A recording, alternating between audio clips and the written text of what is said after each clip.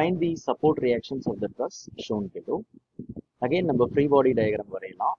Free body diagram வரையறதுக்கு இந்த roller சப்போர்ட்டை remove பண்ணிட்டு அதுக்கு பதிலாக அதை ஆஃபர் பண்ணக்கூடிய ரியாக்ஷன் போடணும். ஸோ ஐம் அஸ்யூமிங் அது அப்வர்ட் டைரக்ஷன் இருக்கணும். இது பேர் AY.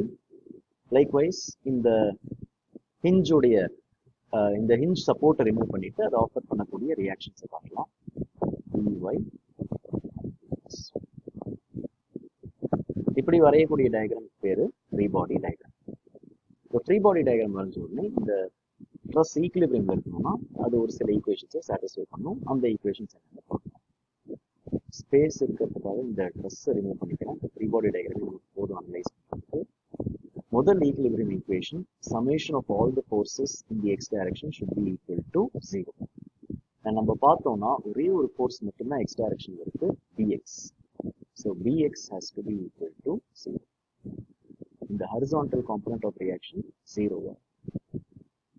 அதே மாதிரி ரெண்டாவது equilibrium equation summation of all the forces in the y direction should be equal to 0.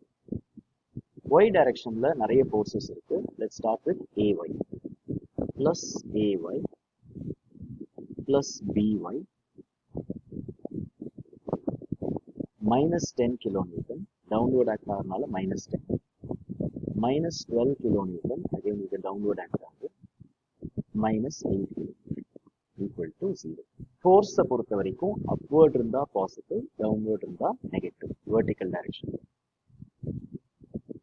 நான் இதை சிம்பிளிஃபை பண்ணோம்னா AY plus BY minus 30 equal to 0 or AY plus BY equal to 30 kilonewton. Second equation. And in the equation meaning என்னன்னா இந்த 12 kilonewton force, 8 kilonewton force, 10 kilonewton force மொத்தமா 30 kilonewton இந்த ட்ரஸ்ஸை கீழே தள்ளுது. And அந்த சப்போர்ட்ஸ் ரெண்டும் என்ன பண்ணுதுன்னா அந்த ட்ரஸ்ஸை மேலே தாங்கி பிடிச்சு இந்த 30 kilonewton சேர்த்து ஆஃபர் பண்ணுது. அதுதான் இந்த ஈக்குவேஷனுக்கு meaning. Summation of force in the vertical direction should be equal to 0.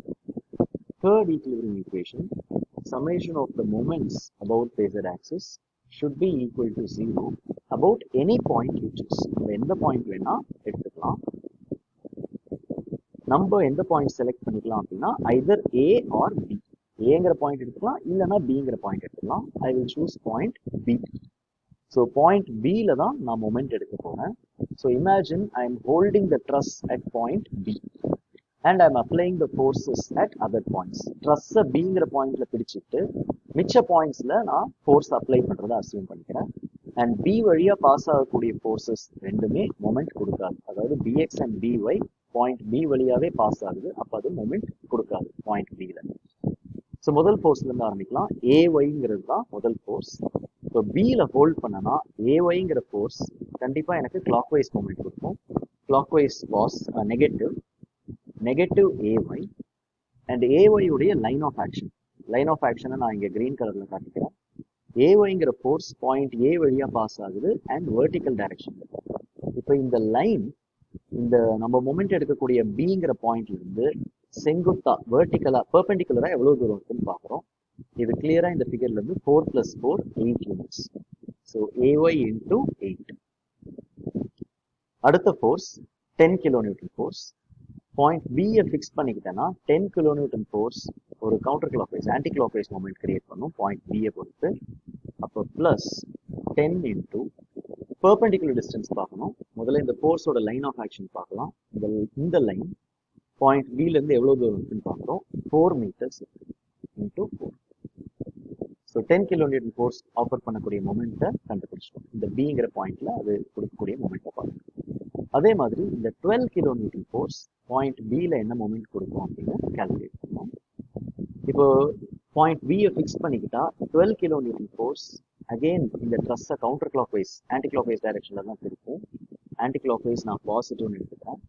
Plus 12 into இந்த ஃபோர்ஸோட லைன் ஆஃப் ஆக்ஷன் நம்ம மொமெண்ட் எடுக்கக்கூடிய பாயிண்ட்ல இருந்து எவ்வளவு தூரம் இருக்குன்னு பார்க்கணும்.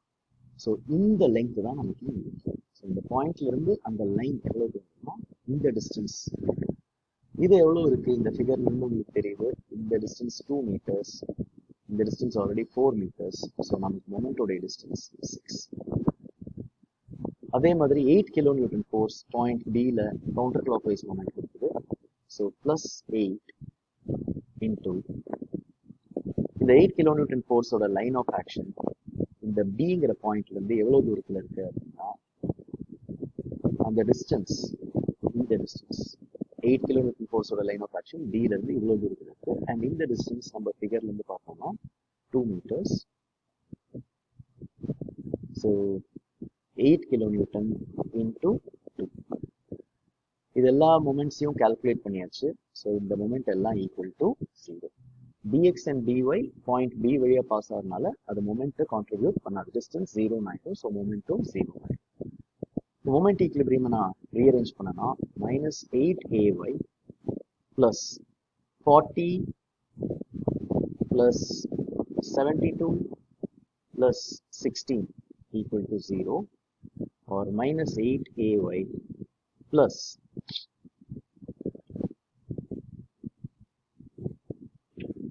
128 equal to 0, or ay equal to 128 by 8, which is equal to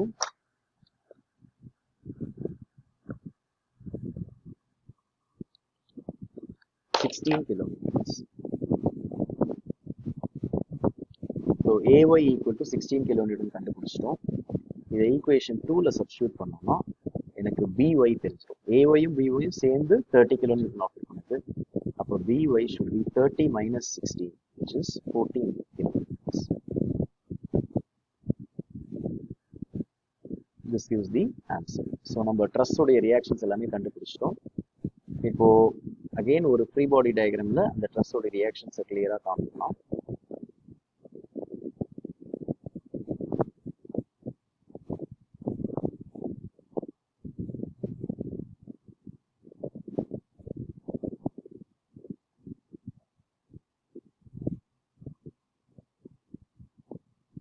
ay equal to 16 kilometer, by equal to 14 kilometer,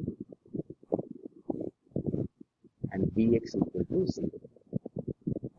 இந்த ரியாக்ஷன் ஒன்று காட்டலாம், இல்லைன்னா இந்த ரியாக்ஷன் காட்டாம கூட இருக்கலாம். bx equal to 0ன்னு சொல்லலாம். அப்படி இல்லைன்னா அங்கே எந்த ஃபோர்ஸும் இல்லை, ஸோ அங்கே எந்த ஒரு ரியாக்ஷன் இல்லைங்கிறதும் ஃப்ரீ பாடி டயக்ராம்ல காமிச்சிக்கலாம். So bx equal to 0 kilometer, by equal to 14 kilometer upwards, and ay equal to 16 kilometer upwards.